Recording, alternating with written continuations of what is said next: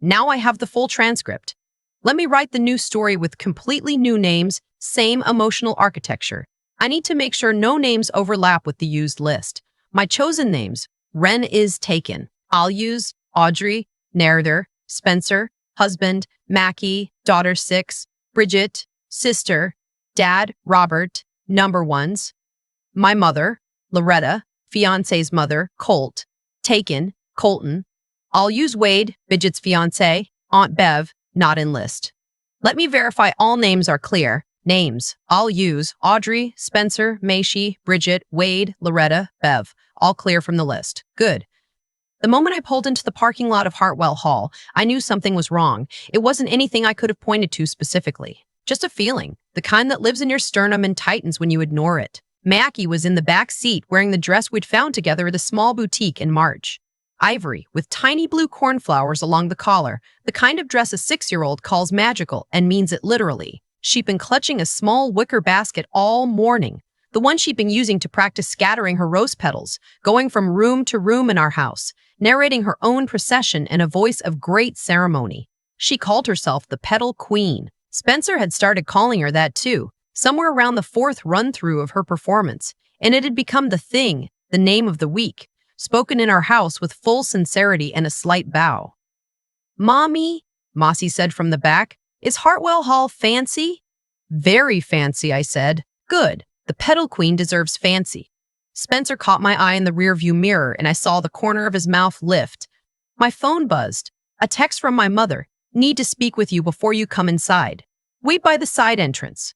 Don't use the main doors." I read it twice. Spencer read it from the corner of his eye at the red light and said nothing, which was its own kind of communication between us after 9 years.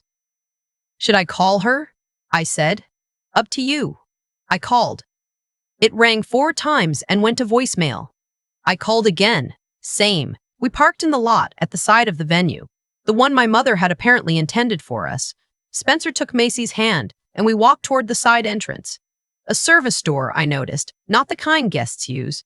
And before we reached it, my mother came out. She was dressed for the rehearsal dinner.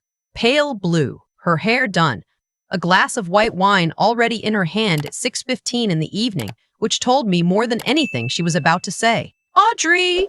She said my name with the very specific tone she had developed over 40 years, warm on the surface, controlled underneath, like a lid fastened tight over something hot. "Hey, Mom, what's going on?"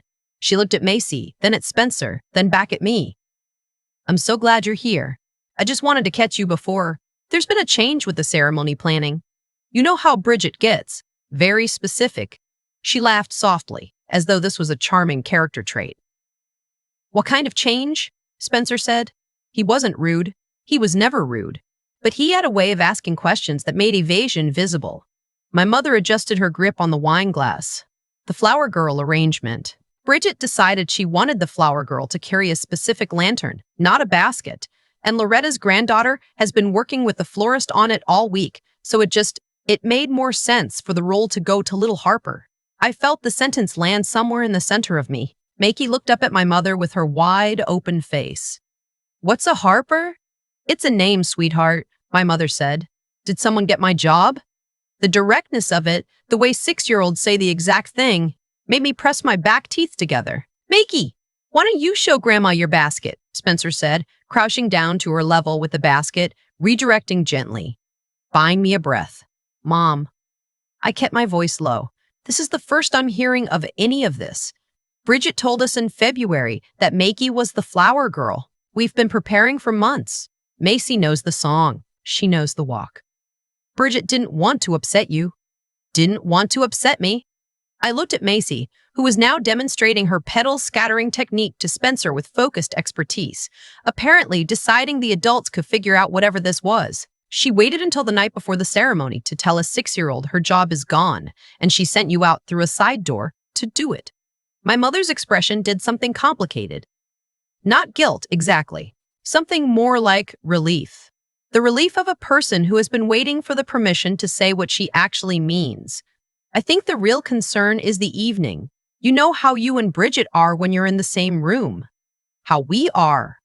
There's tension, Audrey. There always is. And tonight has to be perfect. The tension is not equally generated, I said. She pressed her lips together. Maybe it would be easier if tonight was just the wedding party and immediate family. Very small.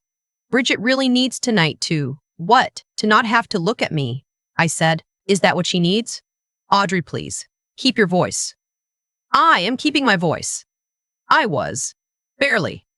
You drove 40 minutes. I got Macy dressed and ready for a role she's been working towards since February, and I'm finding out at the venue door that we're not welcome.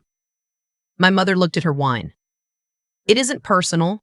It is completely personal, I said. By definition. Spencer stood back up behind me.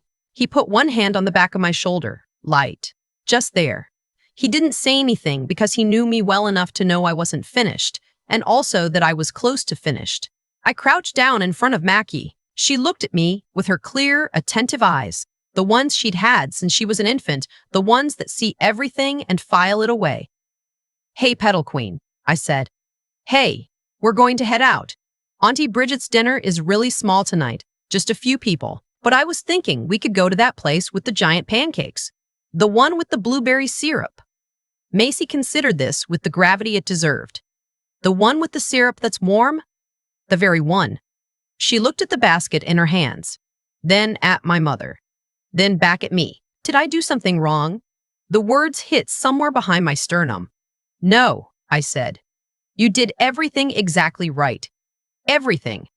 This is a grown-up thing that has nothing to do with you. Do you understand? She nodded slowly. I practiced a lot, she said. Not complaining, just stating a fact, the way children do when they want you to know they're not confused about their own effort. I know you did. You were going to be magnificent. She handed me the basket very carefully, like she was returning something she'd been entrusted with. Then she took Spencer's hand. He squeezed it. I straightened and looked at my mother one more time. Tell Bridget congratulations from us. Audrey, don't be. Have a good evening, Mom. We walked back to the car. I kept my eyes on the parking lot and my jaw set, and I moved the way you move when you're holding something that could shatter if you jostled it. Makey asked Spencer if blueberry syrup was the same as blueberry jam, and he said no, entirely different species, and she said she liked both species, and he said that was the correct opinion. I got in the passenger seat and pulled the door shut. Spencer started the engine, didn't put it in drive, just sat there. She planned this, I said. My voice sounded strange to me, flat. I know. She didn't just decide tonight. You don't send your mother out a side entrance to intercept someone if you decided 20 minutes ago. I know. She had my daughter buying a basket and practicing her walk and asking me 4 times this morning if her dress was right, and she knew. She already knew. Spencer put his hand over mine on the center console. Didn't say anything else. Let me say the things. Okay, I said eventually. Okay, let's just go. We were 9 minutes down the road. Mackie had started narrating a story to her own hands about a queen who ruled a kingdom of pancakes, and the story had remarkable internal logic. I was staring out the window at nothing when my phone lit up on my lap. My father. I looked at it for a long moment. My father had been inside Hartwell Hall, had presumably been there all evening. He hadn't come out to the parking lot, hadn't sent a text. Spencer glanced at the screen and then at the road and said, "Your call." I answered, "Audrey." My father's voice was not what I expected, not careful, not the deliberate neutrality he'd perfected over decades of not picking sides. He sounded tightly wound, the way a man sounds when he has made a decision and is executing it without allowing himself to second guess. "Dad, what? Where are you?" "On the road." "We left, obviously." "How far out?" I looked at the passing signs. "Maybe 12 minutes. "Turn around." "Dad, I'm not going back in there. After what just happened at that door, I'm not going to Audrey." His voice cut through mine cleanly. "I need you to trust me and turn the car around. This is not about Bridget's dinner. I need you here, please." The please was the thing. My father did not ask. He stated. He suggested. He weighed in. He did not ask with that particular rawness in the syllable. I looked at Spencer. Spencer looked at me. "Okay," I said. "We're coming back." Spencer was already slowing for a place to turn. Macy noticed the reversal of direction with the radar children have for shifts in parental momentum. "Are we going back?" "We're going to see Grandpa," Spencer said. "Oh." She absorbed this. "Is he there with the warm syrup?" "No. Grandpa is at the hall." But I promise we get pancakes after. 2 promises, she said carefully. That's a lot of promises. We're a reliable family, Spencer said. She went back to her story, apparently satisfied. My father was standing at the bottom of the steps when we pulled up. Not inside, not at the top where the event lighting could reach him, but out at the edge of the lot as if he'd been watching for headlights. He was wearing his gray jacket, the one he wore to important things. He looked the way fathers look when they have been holding something for a long time without telling anyone, heavier than usual, older than his actual age, and also somehow more resolved. She scrambled out of the car and ran to him the way she always did, with no preamble, no self-consciousness, purely trusting that he would catch her, which he did. He lifted her and held her, and his eyes closed for just a second, over the top of her head, in a way that made something in me crack a little at the edges. There she is, he said. There's the petal queen. She pulled back to look at him with great dignity. Did you know about my job? He met her eyes steadily. I heard what happened, and I think you handled it with more grace than most adults could have. She considered this. I gave back the basket, she said. That was class, he said. That was pure class. He set her down and looked at Spencer. Would you mind taking her to the garden on the east side? There's a koi pond with lights.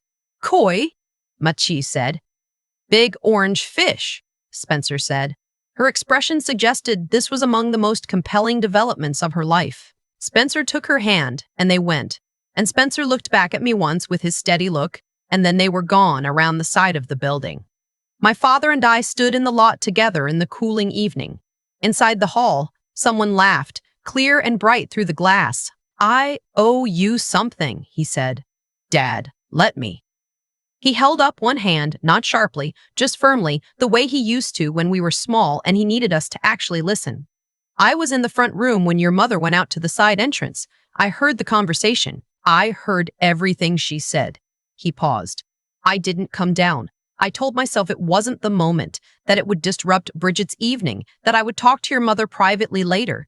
He looked at me directly. That was wrong, not a mistake of timing. Wrong. And you and Mackie deserved something different from me tonight. I nodded. I didn't trust my voice with more than that. There's something I want to show you, he said. He pulled out his phone, opened something, held it toward me. It was a text. From Bridget, sent at 10:47 that morning.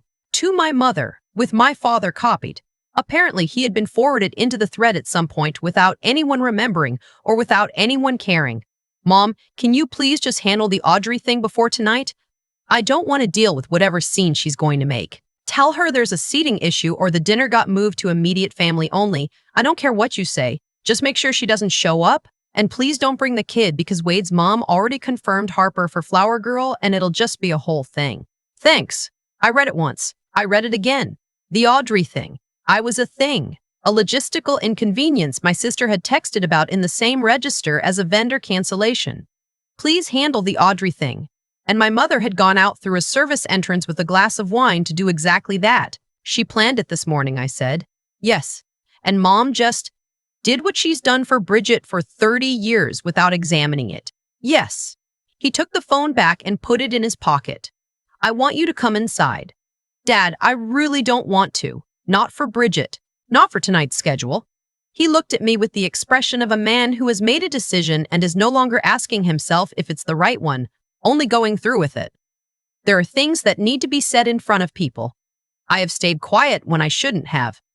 A lot of times. For a lot of years, I'm not staying quiet tonight. The koi pond lights were probably visible from where Maxie and Spencer stood. I thought about Maxie handing back the basket. Careful. Both hands careful. The way she'd said, I practiced a lot. Not as an accusation, just as a true thing. Okay, I said. He nodded once and led me up the steps. Inside was everything the evening had been designed to be. Low light, tall flowers, the warm sound of 40-some people mid-evening, feeling the loosening of champagne and occasion. Heads turned when we came through the main doors. A few people smiled the vague, polite smile of guests who don't know you. My mother appeared from the left in under 10 seconds, which told me she'd been watching the door. Robert. She said it quietly and specifically, aimed at my father like a directed signal. What are you doing? It wasn't quite a question. I'd like everyone's attention, my father said, Not loudly. He never needed volume. He had the kind of voice that assumed compliance and usually received it. The conversations nearest to us quieted first, then the next ring out, then the ones beyond that. The particular way a room goes silent when it reads the temperature of something real happening. The pianist at the corner. There was a pianist, of course there was. Noticed the shift and let the phrase finish and didn't start the next one. In the quiet, I could hear someone's champagne glass being set down.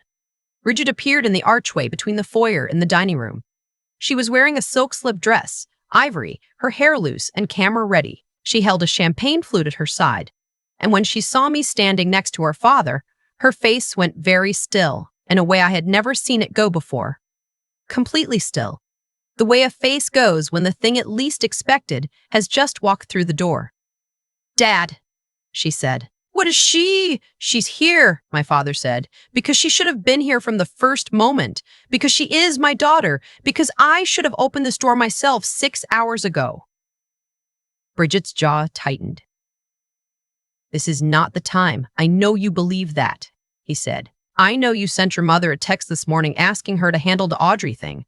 He said it plainly, without drama, and the plainness of it was somehow more devastating than drama would have been. "I know she did what you asked because she has been doing what you've asked without examining it for the better part of both your lives. That pattern ends here." Someone near the back of the room coughed softly. My mother had stopped moving. She was standing very still near a flower arrangement. "I had a conversation yesterday with my attorney."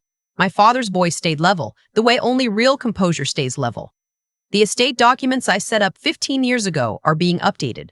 The primary structure is changing." My mother's chin came up. Her expression shifted from the careful stillness of someone waiting to see what happens into something sharper and more alarmed. "Robert, the Keller property," he said, referring to a piece of land my grandparents had left him, a property I had been told all my life would be split between Bridget and me equally. A property that had been quietly shifting toward Bridget's column for years in small, informal increments no one had ever formally acknowledged, is returning to an equal division, as it was always supposed to be. Bridget set her champagne flute on the nearest flat surface. She did it very carefully, with deliberate steadiness, the kind of steadiness that is working very hard to be perceived as calm. "You cannot be serious right now," she said, "the night before my wedding." "The night before your wedding," he said. "Because there will always be a reason it isn't the right night. There was always going to be something. I have been waiting for the right night for 11 years and it kept not arriving." He turned to look at me and in his eyes was something I had not seen in them very often, something that was not managed or measured. "I am sorry for what happened at the door tonight. I am sorry it happened in front of Mossy. I am sorry I did not come down sooner." I had a solid record of holding things together. I had built that record specifically because I had been in rooms my whole life where falling apart was used as evidence against me. I did not fall apart now, but my eyes did what eyes do when they've been holding something at a fixed point of pressure for too long, and the pressure releases suddenly and I couldn't stop them. I stopped trying. "Thank you," I said. That was all I had. It was enough. My mother said something tight to my father about decency and timing and everything she had quietly managed over the years. Bridget looked at me and her expression held anger. Yes, but under the anger something more complicated. Something that looked almost like recognition. Wade's mother, Loretta, had materialized near the archway and was watching the room with the careful, calibrated attention of someone making very rapid recalculations. My father caught my eye and pointed to a hallway on the right. "East Garden, that way." I went. The East Garden of Hartwell Hall was cool and damp-smelling, the last of the evening light going out of the sky at the tree line. Event lanterns had been strung between wooden posts for the weekend's events, and they cast the grass in warm orange. I could hear, before I could see, Spencer's low voice narrating something about fish, and Maishi's precise interjections, and then I came around the hedgerow and found them both crouched at the edge of the koi pond with their faces about 6 inches from the water. Spencer heard me coming and looked up. 4 of them came to the surface, he said. She named all 4 of them. "What are their names?" I said. "Queen Bubbles, Sir Dots, Marigold, and Kevin," Mackie reported without looking up from the water. "Kevin," Spencer said with the absolute straight face that was his greatest talent. "Kevin is the small one," Mackie said as explanation. I stood next to Spencer and he looked at me the way he always looked at me, reading whatever I hadn't said yet. "Okay," he said. "My dad changed the estate documents in front of everyone." Spencer was quiet for a moment. In front of Bridget. In front of the whole room. He exhaled slowly through his nose. And he apologized. He apologized. Spencer looked back at the water. "Okay," he said. The word carried a lot in it. I leaned into his shoulder.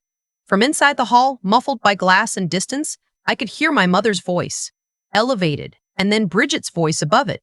And then a door somewhere. And then nothing. Maxie finally stood up, grass-neat and satisfied. She turned around and her face in the lantern light was luminous. "Kevin came all the way to my finger," she announced. "I didn't even move. I was like a statue, a very calm statue." "That is expert koi work," Spencer said. "I know." She walked to me and took my hand, and we stood there, the three of us, at the edge of the pond while Kevin and Queen Bubbles and the rest drifted in their circles. My father found us 10 minutes later. He held Macy for a while, told her she was braver than anyone he knew, which she accepted as established fact. He shook Spencer's hand. He looked at me one last time with those older, heavier eyes, and inside them I saw something I hadn't seen before. Not just regret. The first motion of something different. A new door opened just a crack. "I'll call you this week," he said. "I'll pick up," I said. Bridget didn't come out. We didn't look for her. We found a diner 20 minutes up the road with vinyl booths and a laminated menu and a chalkboard that said Saturday Special, blueberry stack. Maki got the stack with extra syrup, the warm kind, and ate it with the focused delight of someone who has had a long day and earned this. Spencer got the same and pushed half onto my plate before I asked, because he knew I would want it and wouldn't say so. I didn't say so and ate it. We sat in the yellow light of that diner, the three of us, and outside the window, a town moved through its Saturday evening, ordinary and unhurried, and I thought about Hartwell Hall and the silk slip dress and the champagne flute set down with such careful, controlled precision. I felt something that wasn't triumph and wasn't relief, but was quieter than either of those. The specific feeling of a weight you'd stop noticing until it was gone.